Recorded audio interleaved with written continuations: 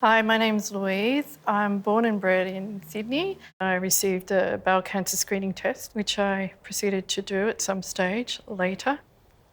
And my husband started nagging me to do it. And then I got the positive result, which I was completely stunned by. Eventually had a colonoscopy, and that's when I got diagnosed.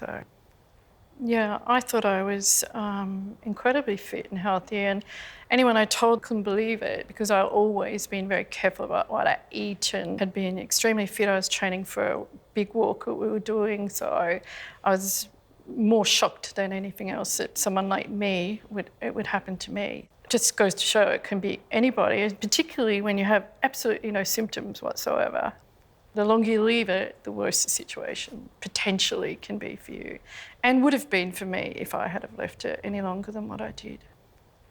And it'll be 2 years in January since I finished chemotherapy. I've regained my complete fitness and health, and all my blood tests are completely clear. I can do exactly what I was doing before I had the diagnosis. Do the test and don't put it off.